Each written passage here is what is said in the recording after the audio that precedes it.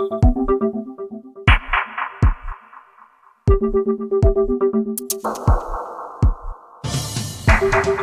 ngayong gabi, sa gitna ng pag-convene ng Senado bilang impeachment court, nalilitis kay Vice President Sara Duterte, nagbotohan ng mga senator judge pabor sa motion na i-remand o ibalik sa Kamara ang articles of impeachment. Ang detalye sa report ni Rafi Tima. The Senate is now constituted and convened as an impeachment court, and the impeachment trial of Vice President Sara Zimmerman Duterte is hereby declared open and called to order. Bago mag-alas 6:30 ngayong gabi, nag-convene ang Senado bilang impeachment court sa impeachment trial ni Vice President Sara Duterte. Ang mga senador, isinuot ang kanilang pulang robe maliban kina Senator Amy Marcos, Robin Padilla at Cynthia Villar.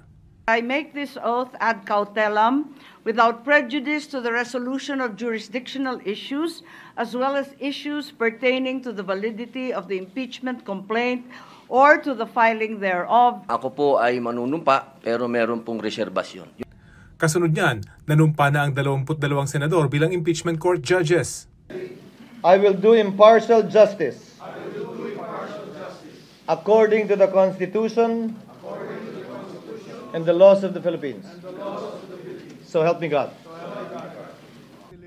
Bago ang oath-taking, iginiit pa ni Senator Bato de la Rosa na mag-privilege speech po na siya para ipabasura ang impeachment complaint.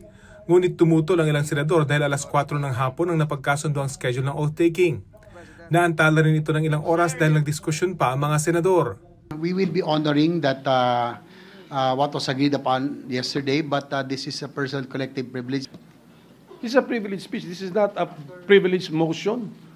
So my motion is to execute and implement what was agreed upon yesterday. At 4 o'clock in the afternoon, we take our oath. It was very clear yesterday that we agreed that before I take my oath as member of the impeachment court, I should have delivered my privilege speech. That's why I made it a precondition to my approval or to my agreement to the motions yesterday, provided let me first deliver my privilege speech. And very clear, it was agreed by the minority leader. No, Mr. President, no. It was stressed the convening of the court. That was the issue. And the agreement natin, the oath-taking is not the convening of the court. Ayon kay De La Rosa, constitutionally impaired ang ipinasa sa kanilang impeachment complaint dahil lumabag ang Kamara sa sarili nilang internal rules. Napuna rin niya ang anyang last minute na pagpapasa ng Kamara ng impeachment complaint sa Senado.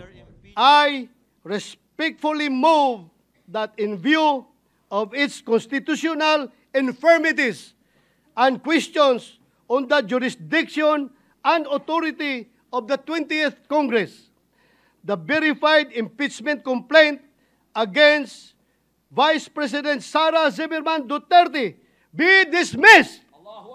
Sinang-ayunan ni Senator Bongo ang motion ni De La Rosa, pero sabi ni Senadora Risa Ontiveros, dapat mag-oath-taking muna ang mga senator judges gaya ng napagkasunduan. Para sa wakas, bigyang daan yung inaprubahan nating motion kahapon na manumpa na po kaming I still have the floor. I have the floor, Mr. President.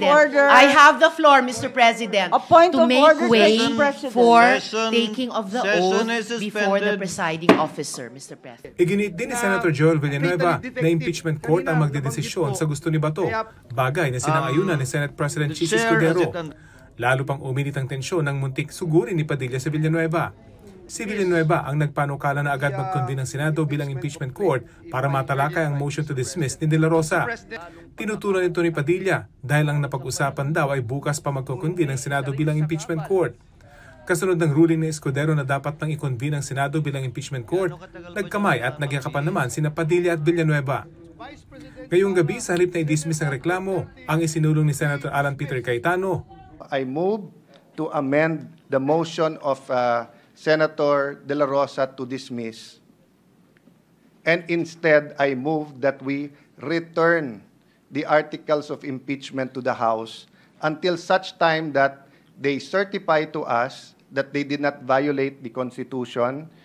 Sa botohan, lamang ang mga pabor sa motion ni Cayetano. With 18 affirmative votes, 5 negative votes, 0 abstention, the motion of Senator Cayetano is carried.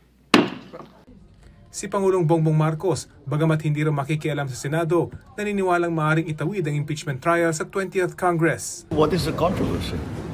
It is very clear that it will. Because there's no way that even if they start the trial now, that they will finish it before the new senators come in. Rafi Tima nagbabalita para sa GMA Integrated News. Kinundina ng House prosecutors at Makabayan Bloc ang pagremand o pagbalik ng mga senator judge sa Kamara ng articles of impeachment laban kay Vice President Sara Duterte. Anila, unconstitutional ang ginawa ng mga senator judge. Sabi pa ni House Prosecutor at Manila 3rd District Representative Joel Chua, kung kailangan ng mga senador ng certification, ito na mismo ang articles of impeachment. Ang grupong Tindig Pilipinas na kabilang sa mga nananatili sa labas ng Senado ngayong gabi. Inilarawan ng Senado na urong-sulong daw at institusyong walang paninindigan.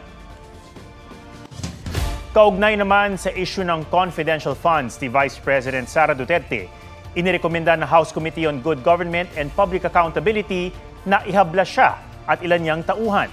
Pinakakasuhan nila si Duterte at ilang tauhan niya ng administrative cases para sa technical malversation, graft and corruption at plunder. Matapos ang investigasyon sa confidential funds ng Office of the Vice President, pati ng Department of Education habang kalihim noon si Duterte, sinabi ng komite na questionable ang mga pangalang isinumite sa mga dokumentong may kinalaman sa confi funds.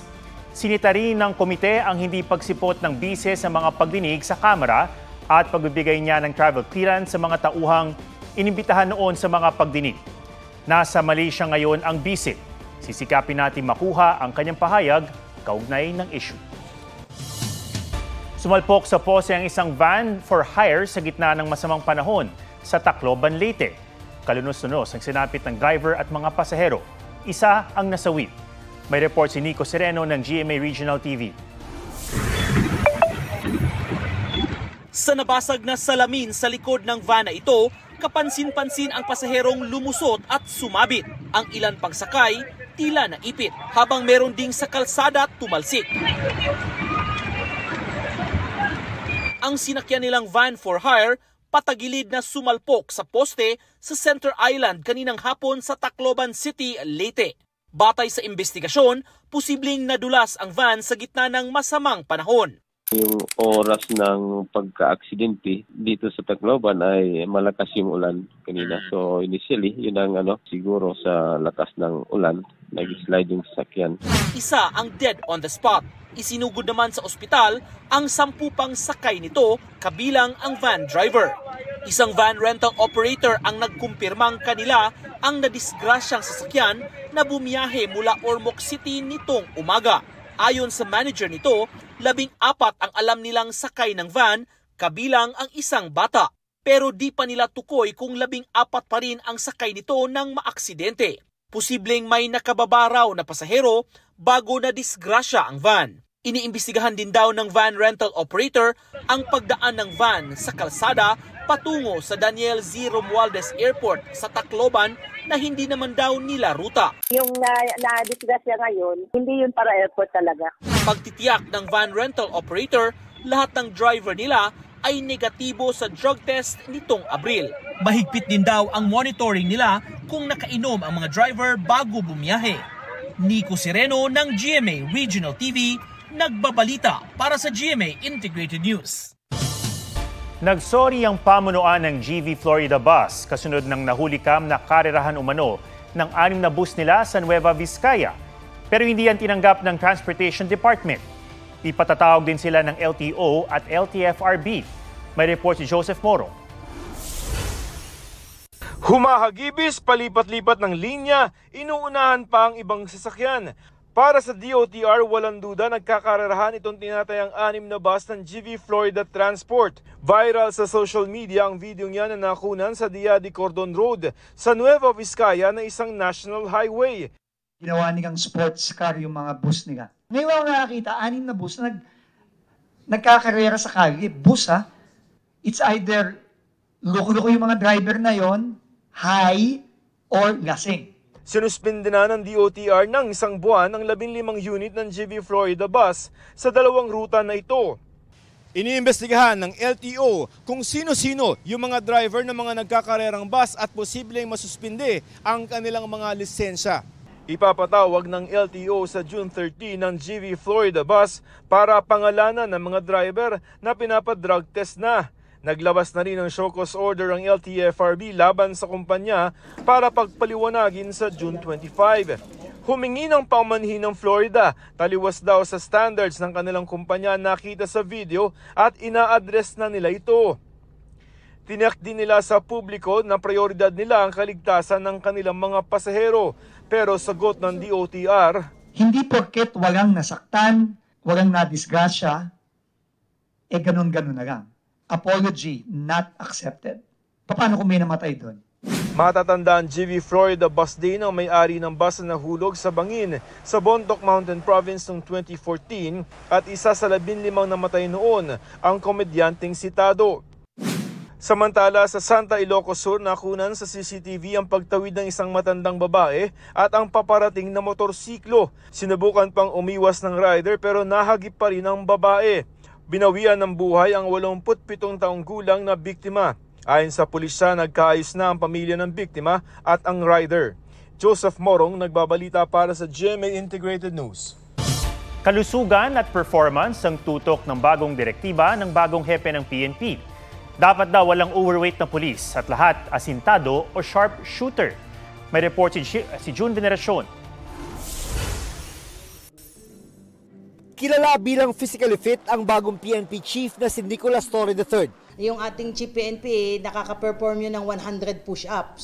Kaya hindi na marahil nakakagulat na isa sa mga una niyang direktiba pag-upo sa pwesto na dapat walang overweight na pulis. Ayaw niya siyang nakakita nung ang taba-taba. Paano ka nga naman makakatakbo kung halos hindi mo na mabitbit yung sarili mo? Bago kay Torre, may mga naunang PNP chief na rin ang nag-utos na bawal ang mataba sa hanay ng mga pulis. Pero sabi ng bagong liderato ng PNP, panahon na muling seryosohin ng mga pulis ang kanilang annual physical fitness test at disiplina sa pangangatawan, mababa o mataas man ang kanilang ranggo. Ano nga ba ang parusa sa mga pulis na hindi makakapasa sa physical fitness test o PFT? Kapag 2 beses na bumagsak na magkasunod, sabi ng PNP, hindi pwedeng ma-promote ang isang pulis. At kapag hindi na-promote, maaari itong mauwi sa pagkakaalis sa serbisyo. Bukod sa maayos na pangangatawan, gusto rin ito rin na maging sharpshooter ang mga pulis. Bagaman mahigpit ang kanyang bilin, nagagamit lang na baril bilang final option. Ang laki-laki ng target paper mo tapos nasa labas lahat ng putok mo, nagmi-miss ka, parang hindi naman ata katanggap-tanggap yon bilang pulis po. June Veneracion nagbabalita para sa GMA Integrated News.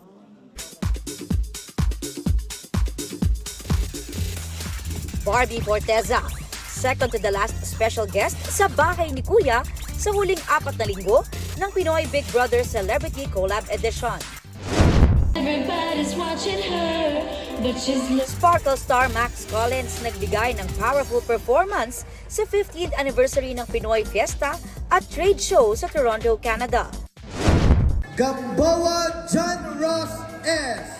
Sanggang dikit FR star Joros Gamboa, proud and grateful sa pagkatapos niya ng degree sa Biblical Studies. Puno rin ng pasasalamat si Sanya Lopez pagkatapos kasi niyang ipasa ang brilyante ng lupa sa mga bagong tagapag-alaga nito sa Encantadia Chronicles Sangre. Marami pa raw dapat na abangan sa kanya. Kakatapos ko lang gumawa ng pelikula. Actually, mga pelikula, 2 na po yung natapos ko. I'm hot, Mariclara, di basta sasama, you think I'm maloloko. Nagte-trending din muli ang Hot Maria Clara single ni Sanya. Sa kabila ng kanyang busy schedule, may time pa kaya siya para sa kanyang Crisostomo Ibarra? Kapag gusto naman talaga natin, we have time. Yes, may time naman. Aubrey Carampel nagbabalita para sa GMA Integrated News. Huwag magpahuli sa mga balitang dapat niyong malaman. Mag-subscribe na sa GMA Integrated News sa YouTube.